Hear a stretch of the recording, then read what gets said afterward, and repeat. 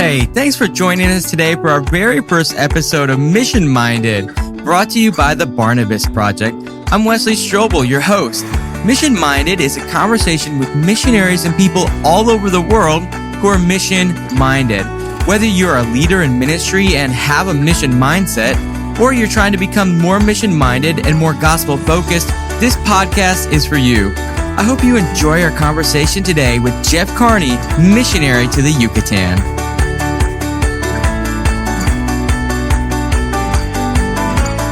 Well, welcome to Mission Minded Podcast. Impactful conversations with missionaries and people all over the world who are mission minded. And that's why you're here, Jeff Carney, mission minded missionary to the Yucatan. Well, this is episode 1. I had someone else scheduled to be here, but he canceled on me last minute. Good old Craig Rochelle. Yes. But listen, you will have to do. I can fill it in a pinch. Good. I'm glad. Man, you and I, when did we meet? Last year? I think it was a year ago, February. Yeah. A year ago, February. Yep. We met a year ago, February. We never met before. We met through my pastor, your good friend, Pastor Pete of Parkway Baptist Church. Where were we? We were at a lunch, and I wasn't even talking to you, but I was talking to somebody else about softball.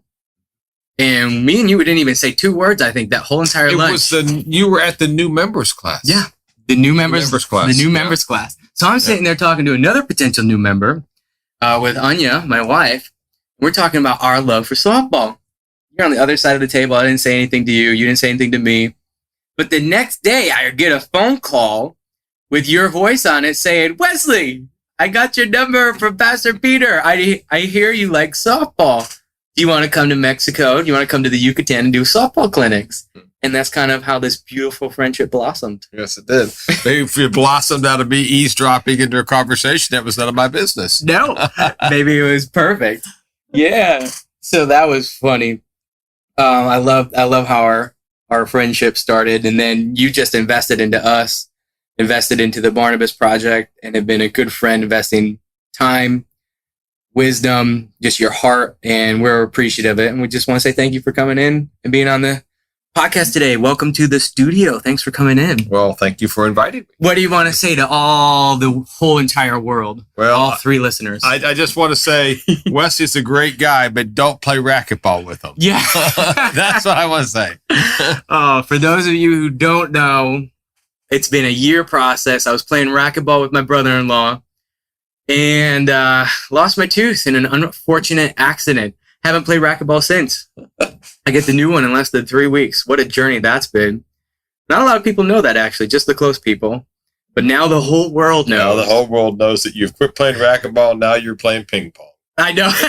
It's a lot safer, but I still wear the mouth guard. Yeah. So, Jeff, thanks for coming on today. As we said before, for those of the listeners who don't know you, you are a missionary to the Yucatan. Tell us a little bit about that. Tell us about your mission, your vision, and organization over there. Yeah, so we, my wife and I started raising support to go to the mission field in September of 1999. My wife grew up as a missionary kid from Argentina. Her parents were missionaries to the Jews for over 30 years. Oh, wow. And so obviously she was fluent in Spanish. My parents went to the mission field when I was 17 turning 18. That would have been in the summer of 1992. And I didn't know Spanish. And so we started raising support to go to the mission field. Obviously, from there, we had to go to language school because I couldn't speak Spanish. Yeah. And so we spent 1 year in San Jose, or a little bit under 1 year in San Jose, Costa Rica, to begin the process of learning the Spanish language. And then we arrived officially to the Yucatan in May of 2002. So in short order, we will have been on the mission field for over 20 years. Wow. How long have your parents been over there? So my parents, in the Yucatan, my parents have been there since 2001. Okay. On the mission field, my parents have been there since 92. But my dad pastored in Ohio and Pennsylvania before actually going to the mission field. And so, my parents just recently came off the field. They're transitioning back to the States, not to full retirement because they're still going to be involved in different things we have going on there. But they're their involvement is beginning to lessen a bit as they age. Gotcha. Mm-hmm. Now, your recent empty nesters. So did you, Tori and Tyler, your two kids, did you have them over in the Yucatan, or? So Victoria was born in Georgia. Okay. She was born in Georgia, and then when she was actually born, we were actually in the process of raising support. Gotcha. And so we went to Costa Rica. She was just, a year old. And then Tyler, we arrived to the Yucatan in May of 2002. Tyler was born in August. What was it like being a parent on the mission field? I don't know if I have much to compare it to. I don't know if I have anything to compare it to between being a parent on the mission field and a parent in the States. I just think it's the same being a parent anywhere. Yeah. We tried to be intentional with our kids. And one of the things that comes to mind is every Friday we had that as family day. And so we determined that very early with our kids that we wanted to get out and see sites. There's so many cenotes in the Yucatan, Mayan ruins, and just do different fun things with the kids. And so, we've always tried to have a very good relationship, spending time with our kids. My wife did homeschooling for so many years with the kids. And I've heard people talk about homeschooling as if it's this big chain to be worn around your neck. Yeah. My wife just thoroughly enjoyed that time that God gave her, one-on-one with the kids. And so, being parents it's not over just because the kids now are out of the house and on their way to college. But we have thoroughly enjoyed the honor of being parents and spending time with the kids. Our daughter just came home for spring break. Yeah. She was down in Mexico for just a little over a week and had a great time with her. That's awesome. Yeah. I love hearing different stories. So I can kind of relate to your kids. They're missionaries' kids. I'm a pastor's kid. So I know that when you're a kid of somebody who is in full-time ministry, brings its challenges kind of as it's stereotyped, but I feel like it brings a lot of joy and opportunity too. I can only imagine what it was like to be raised on the mission field too. My mom's parents were missionaries to South Africa, and they moved to South Africa right before she got married. So she didn't grow up on the mission field or go on the mission field, but a lot of her sisters did, and they just have a ton of fun stories to talk about.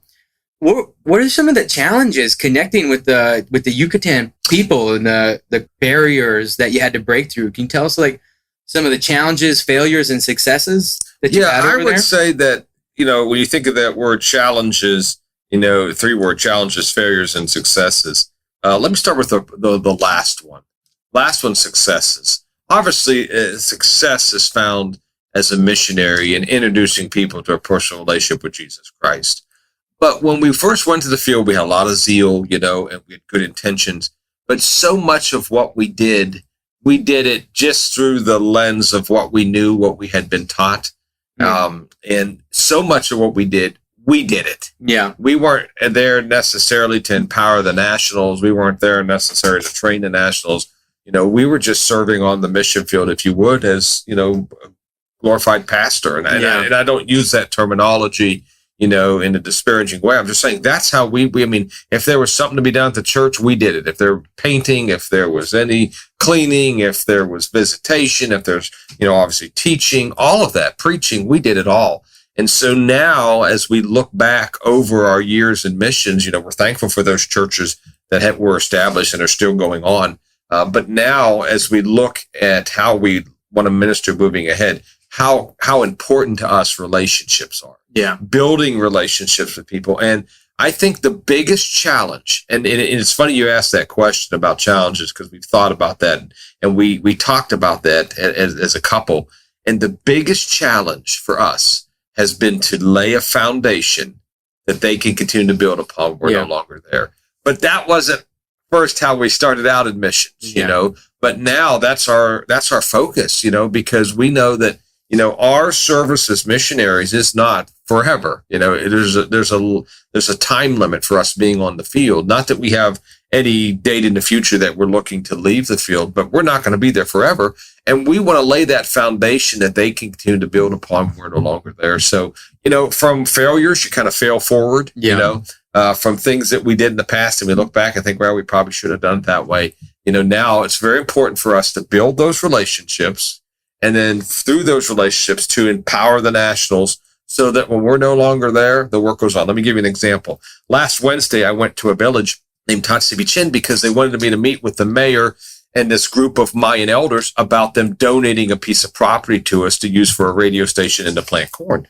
So I show up at this meeting, I get up and I tell them who we are. Of course, they know who we are because we have a presence there in the villages, but what we want to do with the property. Well, at the close of the meeting, they start receiving signatures. They have to have one more signature than half of the population of the village has to sign. Yeah, okay, we want to donate this property. So I'm not, receiving signatures. I just, spoke for 5 minutes, maybe sat down, and the mayor and other people we know they're receiving the signatures. Well, she comes up to me and she says, hey, listen, I need you to come back on Sunday because we're going to have another meeting here at 11:30. And that's when the majority of the village people are going to be here. And I just said, listen, I'm not going to be here. I'm traveling. My parents are moving back to the States and, I have to get their shipping container, then drive it to Ohio for them, And I said, but no problem. I said, Pastor Luis will be here. And literally, when I left the village, I just sent him a message. Hey, this is what's happening. Can you be there and plug in on Sunday morning? And I mean, like clockwork. He was there. He said, what are they going to ask me? What are they going to touch on? I said, here's what they asked me. These are some suggestions of what you could say. He goes there on Sunday and has a great meeting with the people. But wow. the issue is I didn't have to be there. Yeah. To me, that's a big success. Yeah. It's a big success because it wasn't dependent upon me. And we don't want what we're doing in ministry to ultimately be dependent upon us. We want to empower them to do the work in ministry. Yeah. I heard someone say the mark of a good leader is being able to invest and teach somebody else to do what you're doing, but ultimately to be able to do it better. Because it's like you say, you're not going to be there for forever. Yeah. So who's going to step in and lead when you're gone? And the mark of a good leader, if you're teaching them and leading them well, is they'll do it just as good as you. They'll also do it better. Well, you're supposed to equip them to do it better. And you're supposed, as a missionary church planner, you're literally supposed to work yourself out of a job. So my preaching in the Yucatan is very sparse right now. And this is the reason why, if we're working with the nationals, if they're going to preach when we're not there, they have to preach when we are there. Yeah. And so, it doesn't mean we never preach and speak. We do. But, the majority of the times they're the ones speaking. And we look for ways to push the nationals to the front and literally serve in the shadows without being seen. Yeah. And I think that missionaries and leaders, they shouldn't be afraid of handing responsibility off to somebody either. A few years ago now, I was in a country in Europe doing some missions work, and we were with the missionary, and he had a great work going, but he was running around like crazy. I'm telling you, we went on the ground running, but he had to preach in the one church in a certain village on Sunday. Then he drove 2 hours to preach in another church in another village on Sunday, and then drove another 3 or 4 hours. And he's got a good work over there. And I know everybody does everything differently, but I think you can't be afraid of letting somebody else, a national pastor, step up and step in. And when you just feel like you have to do everything yourself, then you're going to wear yourself out. And ultimately, you're going to wear the ministry out to where it could potentially be non-existent. So being able to invest in other people, set them up for success, and give them the responsibility, I think is key and important. Yeah. One of the reasons why we wanted to have you on here is because you are mission-minded. You have a mission in mind, and that's the mission of whatever we do, having the gospel of Jesus Christ being presented behind it. And I've seen you and your leadership and what you do, and I feel like you do it very successfully. And I've just been around being a pastor's kid for my whole entire life, going on different missions trips, mission projects. I've seen it done right, and I've seen it done wrong. And a lot of times I see that the missionaries, they go on the field unprepared. They don't learn the language, or they don't learn about the culture. And then after a year, they come off the field because they just feel so defeated and so discouraged. And that's where we get our name, our organization, the Barnabas Project. Barnabas means son of encouragement. I just got really disheartened seeing so many missionaries who they don't have a support system, or they weren't taught how to do it right, or they just didn't have a team to go with and just felt very isolated and alone. And we just wanted to come behind some of these missionaries and encourage them and strengthen them and equip them to keep going. Because we have that mindset where we just got the mission of Christ in front of us, and we want to find other people also mission minded, and just to keep that as the focus. Have you noticed a lot of there been a lot of cultural barriers that you've had to fight or had to work through over in the Yucatan, or has it been pretty easy over there for you guys? No, I mean, there's always cultural adaptations that you have to go through. Remember, I didn't go to the mission field until I think I was 26, 27 years old. And so, much of what I knew to that point, the culture that I knew was obviously stateside. Yeah. But I think one of the key areas of adjustment culturally for us, or big areas was we started several churches in the capital city of Merida, very modern city in the Yucatan. We got like 3 or 4 Sam's Club, a Costco, Starbucks are all over the place. I mean, it's a modern city, right? And we did church planting there. And then from there, we translated over to the village setting. So we were driving literally an hour and a half to 2 hours one way to these Mayan villages where they didn't just speak Spanish, they spoke Mayan. And there's just different cultural norms that you have to understand and work through there in the village. And so that is right now even something we're experimenting, still figuring out, the people, figuring out the culture. There's a lot of little things that make a big difference if you know them, culturally. And so learning those and remembering those are important. And there again, that's why it's so important for us to work with the nationals, because they'll see things in a scenario that we aren't even cognizant of. We're not even aware of them, and they know exactly what's going on. And they know what to say and how to handle it. So to us, it's indispensable. The ministry that we're working with or that we've established is called Reach Ministries. And one of the things that we say with Reach Ministries is we believe the missionary must be dispensable. And working with the nationals, that's to us is indispensable, right? Yeah. Working hand in hand with them, having their help, getting their advice, their wisdom, their insight. I've seen many missionaries, how they do work, and I've seen how, maybe it's better to say some missionaries, how they've done work. Yeah. And they keep the nationals on a short leash, or they like to maybe keep them under their thumb. That is not the way that we operate. We work hand in hand with them as a team.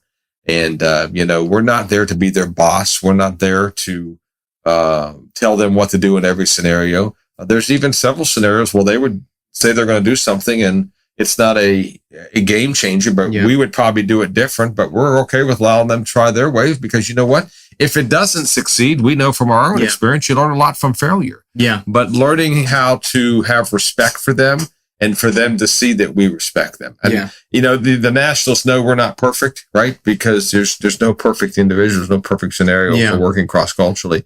But they do know that we're loyal to them and our friendship is true and that we value them as team players. And to us, that's very important to continue to build and develop. Yeah. I love what you said earlier. You said one of the things you learn is you learn how to fail forward. With all the challenges that you've had to walk through, I'm sure that can be discouraging, just to keep your focus right? How do you become mission-minded, but then stay focused on your mission? I think it's constant work to be missions-minded. You cannot be mission-minded without having a plan, without being intentional. And so for us, looking back and everything we did in the beginning wasn't a failure. I mean, churches were established, people were saved, baptized. They're still in the church. I mean, one of the teenagers that was in our youth group now is pastoring the church. We're very thankful for those positive takeaways. But looking back, if we could have done it different, we would have done things different. So when we started Reach Ministries, we developed some core values, some core principles that for us keep us on track. We did one church plant in Calkel. And when we did that church plant in Calkel, we had the logo was like this cross, and then coming off the bottom of the cross was a road that formed a C, which was the name of the church, which was Comunidad. But there was 3 leaves on that. There was a red leaf, a green leaf, and a blue leaf. And we told that church, everything we do, we want it to only help us connect people to Christ, which was the red leaf, connect people to his church, the green leaf, or connect people to the world, which is the blue leaf. And so that really helped us in that church plant gain momentum, because we knew exactly what we were shooting for. And so now with Reach Ministries, we've done the same by taking the word reach and using each of those letters to keep us on track. So the R stands for relationships. I remember clearly hours spent out knocking on doors, telling people about Christ, but sometimes it seemed to me like maybe my mentality was kind of like a one and done mentality. Okay, I'm going to knock on your door. I'm going to tell you about Jesus. Oh, you don't receive it? Well, I'll just go find somebody else. It wasn't really relational. Yeah. So now, it's not that we're not sharing the gospel. It's just that we recognize, it takes time to have an entrance into people's life and to build that relationship so that they can open their hearts to Christ. So relationships, but then the E stands for empowering, not enabling. We want to empower them to do the work of the ministry. We want to come alongside them, work hand in hand with them, and then at some stage be behind them, pushing them to the front. So empowering. And then the A stands for accountability. And I always say accountability that matters, because we're talking about, remember, laying that foundation they continue to build upon. We're no longer there. And so the accountability that matters is things that are going to help them achieve their goals, help them achieve building the kingdom of Christ. And so coming alongside the nationals, not keeping them on a short string or under our thumb, but providing accountability that matters so they can move ahead. And then the C is, preaching Christ, right?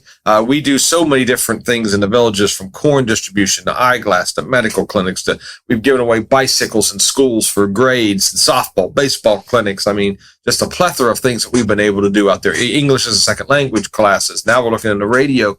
So we have a lot of different things that we're able to do, but it always has the end of bringing people to a personal relationship with Christ. We are not helping them out if all we do is put food in their belly. We're not helping them out ultimately, eternally, if all we do is give them glasses or give them some pills they need because they've got parasites. We want to do those things, but we want to be intentional with sharing the gospel. So the C stands for Christ, and then the last H is bringing health to the villages we minister in. We want people to come into our village and say, what is different here?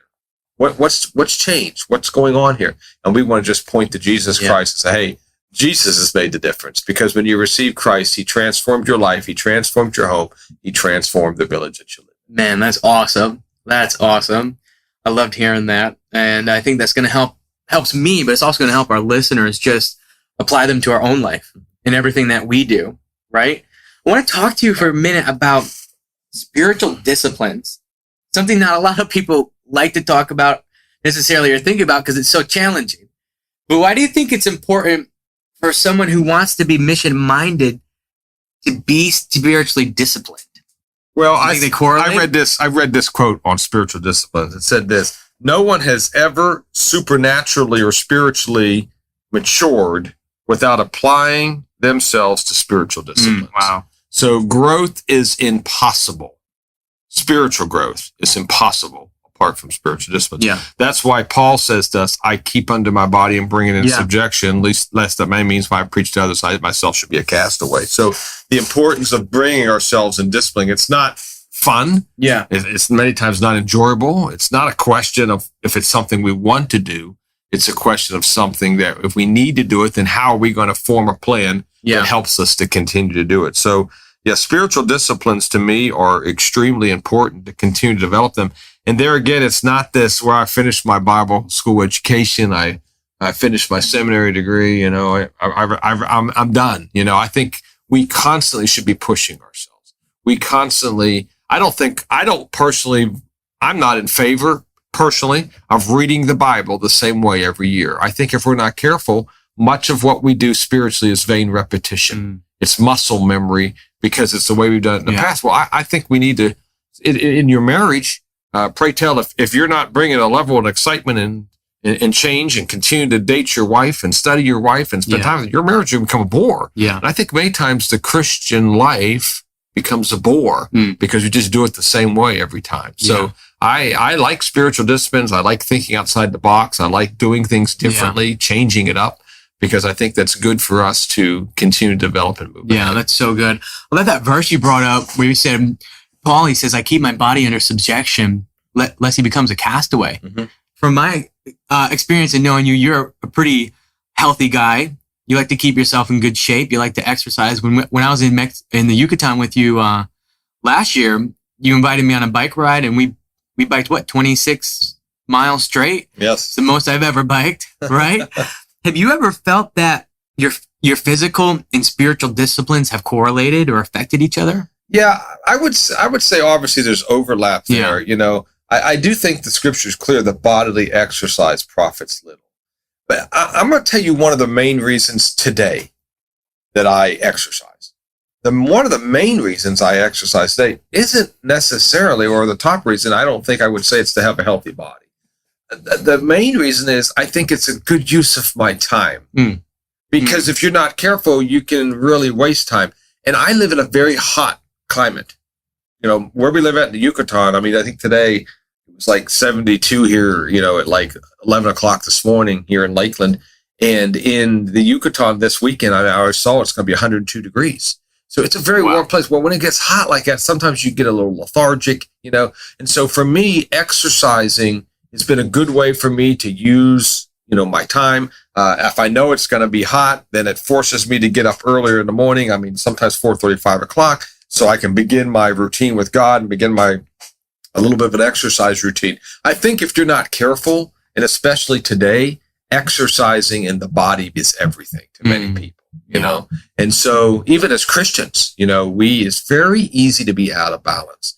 And I, for certain, have not always been balanced, even with exercise. I know at one time I was way more involved in cycling than I am now.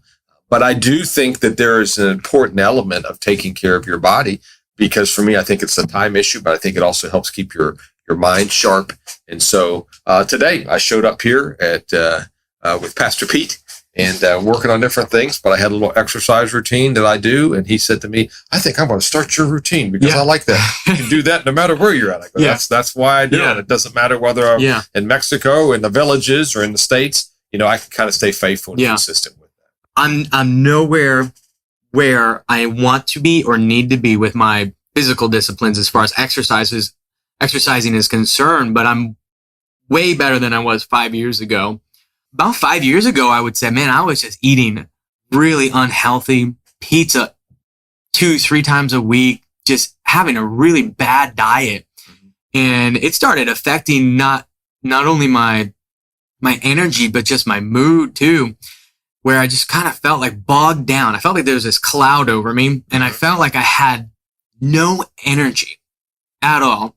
And God really convicted me, and I have a desire to be mission-minded and a passion for it, to do ministry and missions work locally and internationally. And I kind of just came to the realization, if I want to do that, that's going to require some energy. When you get up and go on a missions project or a missions trip, or you're doing anything, you need to exert mental energy and physical energy. So, and I had high blood pressure, and that took me about a year and a half to get down. I had to cut out a lot of salt, a lot of sodium, a lot of hot sauce. But I noticed when I get my physical disciplines correct, oftentimes my spiritual disciplines will coincide. Or if I get my spiritual disciplines, oftentimes my physical disciplines will coincide. I know it's different for everybody, but that's what I've found.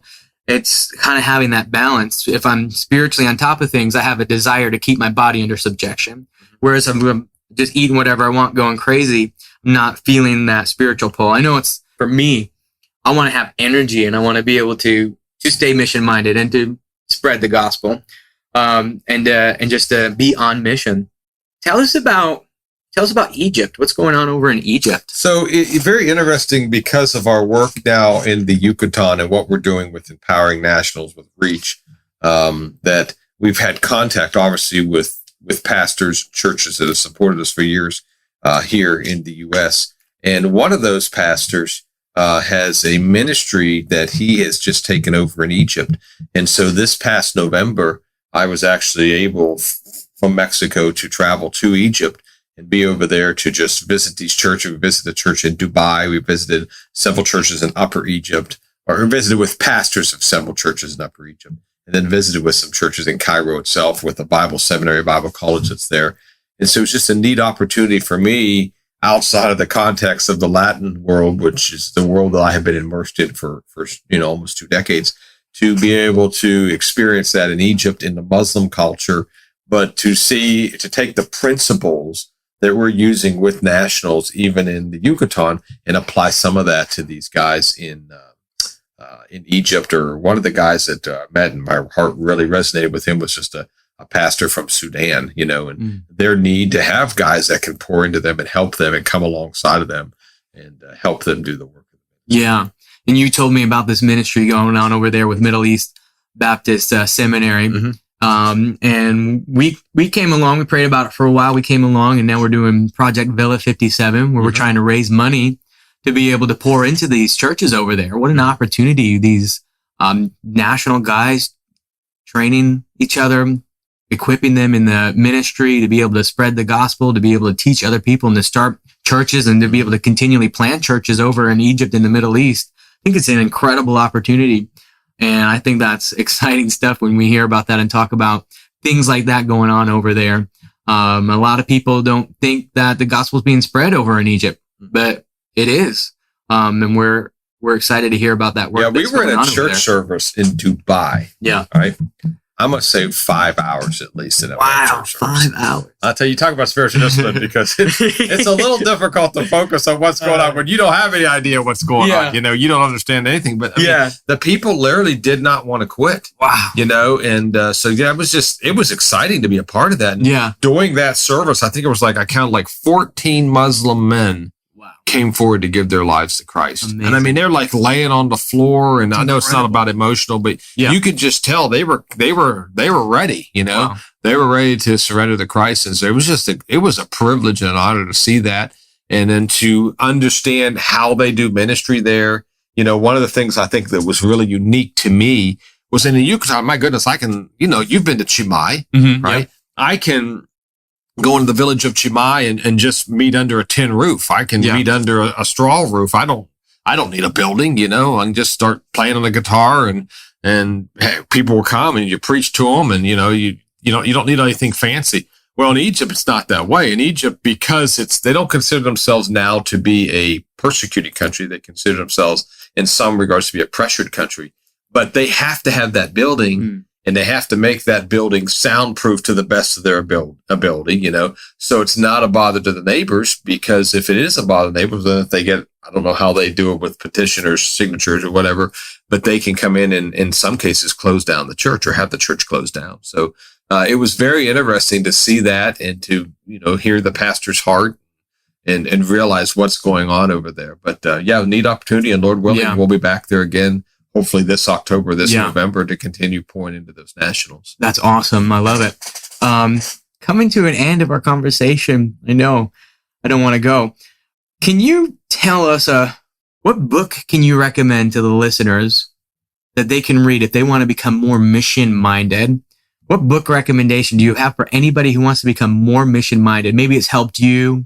Maybe you recommended it to other people. You just want one. Listen, you take as many as you want. We're going to put the link to these books up on our bio. So if people want to buy them, they want to click the link, they can purchase it.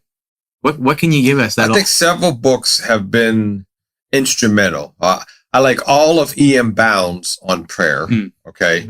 Andrew Murray has a book, and it is Lord Teach Us to Pray. It's not very long, but it's a great book. You know, I think you can get it on Kindle.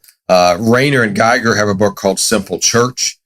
We like Simple Church because Simple Church for us caused us to think outside the box, inside the Bible, but outside the box, and not feel like when we were planning churches in the Yucatan, they had to be like we planned them in the U.S., right? Yeah. And not trying to make a church big and all these programs, all the bells and whistles. That doesn't work for us with the nationals, right? But to develop a ministry in a church that we could place the baton of leadership into their hands. So Simple Church was a big help. Another one that's a little, I don't say it's deep, but it's a little longer, a little maybe harder to chew on. Missionary Methods, St. Paul's or ours. That's a book that causes you to think, you know, how are we doing church planning? How are we doing our missionary work? That's by Roland. And then I think a must read for any group or any person that's involved in international travel for missions is Toxic Charity. Yeah.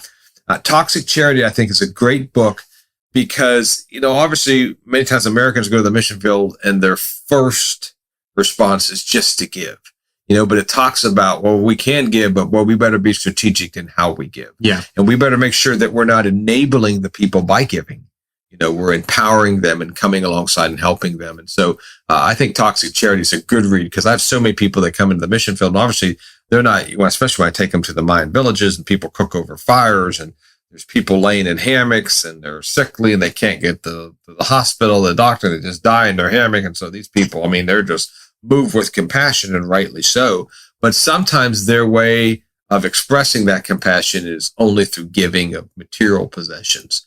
And so toxic charity, kind of helps us put the brakes on that and make sure that we're going about it to the best of our ability the right way, so that we're not setting the nationals or not setting up future leadership for failure by always being the ones that give. And then when we're no longer there, they don't have the resources to do the same. Yeah, that's great. So before we end our conversation, how can we be praying for you in the months? So I got 3 prayer requests. Yeah. I want you to pray for spiritual guidance to launch the radio station. Yeah.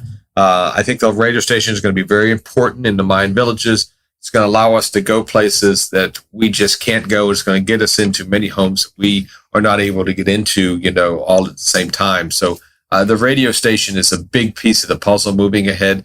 Today, I contacted Pacific Garden Mission for their program Unshackled in Spanish, talked with Love Worth Finding with late Dr. Adrian Rogers for getting, his sermons in Spanish. And so these are just crucial pieces of the puzzle, I think, going to help us to continue to help Christians and help the gospel go out there in that area. So spiritual guidance to launch the radio station. And then I'd say the second is the ongoing spiritual development of our leadership, that these national pastors, that these men in the church, that these ladies in the church, they will continue to grow and develop in their relationship with Christ. We did a medical clinic in January, and after that clinic, Pastor Antonio came up to me and goes, "Hey, we really enjoyed sharing the gospel like we shared it. Could you come to the church and teach our people how to share the gospel?" And I said, "No, I can't do that." I said, "But I can work with you so that you can teach them how to do it." So helping them to continue to develop as leadership and so they can move ahead. That'd be number 2. The number 3, consistent expansion of concentric circles. What I mean by that is, from Tatsibi Chin, from Chimai, we just want to continue to see the gospel go out, kind of like Acts 1:8 model. Continue to touch lives, continue to touch villages. People can come to know Jesus. Awesome. Jeff, thanks for coming on Mission Minded today. Thank you. Good to be with you. You got it. I hope that today's conversation has encouraged and equipped you to become more mission-minded. If you benefited from today's episode, maybe consider subscribing, sharing, or giving it a review on Spotify, Apple Podcasts, or whatever platform you listen to it today. For right now, stay in touch with us on the Barnabas Project Instagram and Facebook page for updates on Mission Minded Podcast, and be on the lookout for when our next episode will air. Until next time, stay mission-minded.